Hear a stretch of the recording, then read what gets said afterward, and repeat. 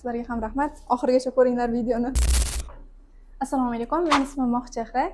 Men Nizomiy universitetini, Toshkent davlat pedagogika universitetini bitirganman. Hozirda arxitektura va qurilish universitetida bino va inshootlar qurilishi ikkinchi bosqich talabasiman, ya'ni tugatdim ikkinchi bosqichni. 2023-yilda Doston akadan arxitektura kursini o'rganganman.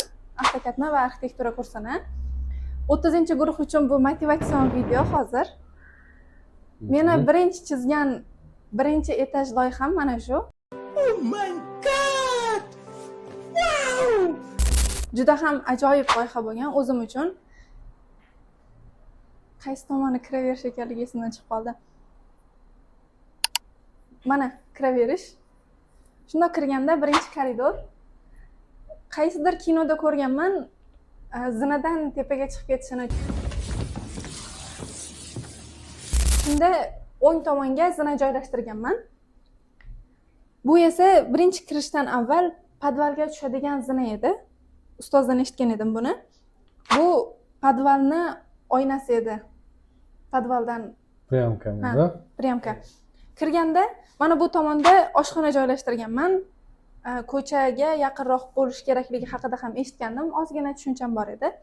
Oshxona joylashtirgandan keyin qanday bilmadim, miyamga mana shunaqa fikr kelgan, bu tomonga qarab koridorni uzun qilib qoldirib, qandaydir ideya qilib, dizayn qilib, sal qiyshiqroq qilib koridor joylashtirish hayolimga kelib qolgan. Keyin hol joylashtirganman. Holni men alohida xona bo'ladi deb o'ylagandim, lekin aslida zal alohida xona, ya'ni mehmonlar uchun zal alohida xona. Hol esa kirganda koridorda bo'lsa ham bo'ladi. Shunaqa rejalashtirsa ham bo'ladi. Keyin koridorning oxirida katta koridor qoldirib, oxirida kattalar uchun yotoqxona qoldirganman. Bu unchalik qiziqroq emas-u, eng zo'ri mana ikkinchi etajga chiqaverish zinasi. Ikkinchi etajda sanuzel bo'lish bo'lmasligi hayolimda yo'q edi. Ikkinchi etajga chiqadigan zinadan tepada ikkinchi etajga chiqadigan joy bor, ikkinchi etaj bor. Yonidan men pastga yana tushadigan zina qoldirganman. Bu juda qisqa joy bo'lgan. Uchib tushsa bo'ladigan joy bo'lgan. Orqa tomonga sanuzel joylashtirganman. Mana bu yoqda rakvinasi bor. Hojatxonasi va yuvinish xonasi alohida bo'lgan sanuzel joylashtirganman. Keyin hozir qilayotgan ishlarim bilan taqqoslaydigan bo'lsam, bu yerda rostdan ham bu uchib tushadigan joy edi. Fizikaga to'g'ri kelmaydi. Ha, fizikaga to'g'ri kelmaydigan joy edi. Buni 11 metrga 8 metrli joy bo'lgan ekan. 11 metrga 8 metrli joyga birinchi etajga joylashtirganman. Hozir ikkitasinikini ko'rib o'tdik. Ikkita videodan keyin bu videoni ko'ringlar. Ularniki menikidan ancha zo'rroq. Keyin o'zlaringizniki bilan menikini solishtirib ko'ringlar, 30-guruh talabalari.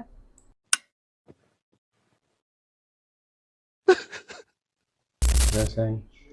Mana endi bu kurs ish, to'g'rimi? Bu mustaqil ishmi yo'q?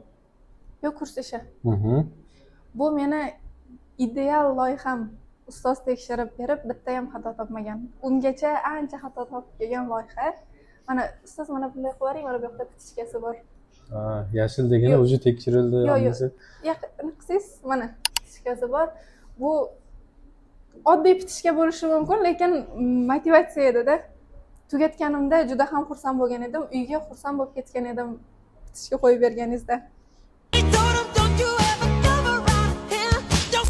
Bu 10 metrga 20 metrli 2 sotixga joylashgan loyiha. Buni kursdoshlarimiz bilan birga qilgan edik. Mana bu birinchi etaji. Kiraverish joy, ko'chadan kiraverish joy bitta mashina uchun mo'ljallangan garaj. Bu tomonda kichkina letniy kuxnya, joyimiz kichkina bo'lganligi uchun letniy kuxnya bor. Hovlida kimgadir hovlida sanuzel kerak, kimgadir kerak emas, lekin biz umumiy ko'rib o'tganimiz uchun hovlida ham sanuzel joylashtirib ketganmiz. Landshaft zonasi, mana bu yoqda hojatxona uchun o'tadigan joy bor. Bu yoqda ham kichkina ortiqcha joy uchun ya'ni landshaft yashil zonani kattalashtirish uchun kichkinagina landshaft berganmiz. Ham bu yerdan o'tib podvalga, tashqi tomondan podvalga tushsa bo'ladigan zinalar bor edi. Keyin 3 ta zina bilan uyga yaqinlashamiz va kiramiz. Mana bu yoqda poldan patologgacha bo'lgan deraza bor. Oynamiz. Oyna bor. Kirganimizda chap qo'lda ikkinchi etajga chiqib ketadigan zina, buning o'tib tagida esa ichkaridan podvalga tushadigan zina bor. Mana bu yoqda hol joylashgan. Joydan unumli foydalanganmiz. Keyin o'ng tomonda esa oshxona joylashgan. Keyin koridordan yurib, mayli chap tomonga yuramiz. Mehmonxonani ikki qismga bo'lganmiz. Bittasi televizor ko'rib bemalol foydalanish uchun, ikkinchisi esa mehmonlar uchun. Keyin mehmonxonani orqa joyida, ya'ni uyni orqa tomonidan orqa hovli qoldirganmiz. Bu havo almashishini yaxshilash uchun, havo aylanishini. Keyin umumiy sanuzel bor.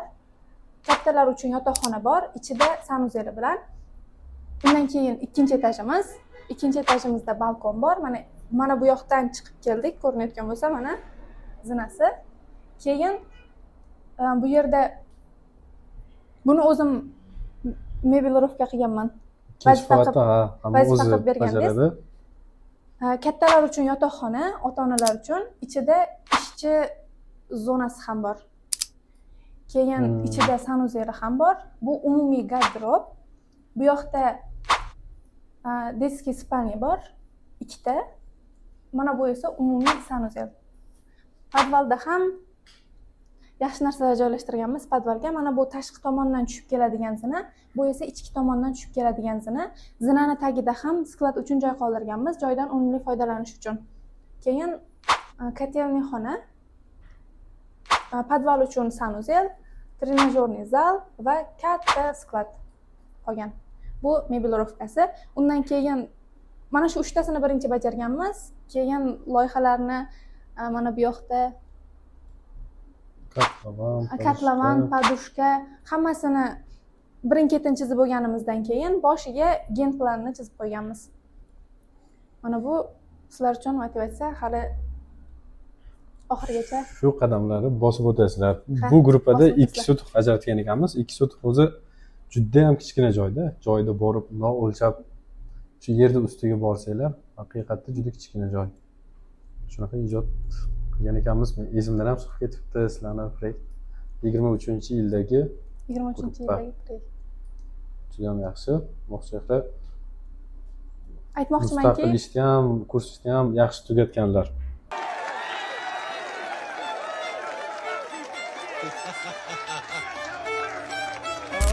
Aytmoqchimanki, qiynalayotgan bo'lsalaringiz, AutoCADda arxitekturani o'rganishda qiynalayotgan bo'lsalaringiz, hech qachon to'xtamanglar. Men ham biroz to'xtashga harakat qildim, lekin to'xtamadim va hozir Archstudy'da, Artoston jamoasida ishlayapman. Shunaqa. Bizda jamoada dizayner, SMMchik aralash. Yaxshi, katta rahmat sizga. Sizlarga ham rahmat. Oxirigacha ko'ringlar videoni.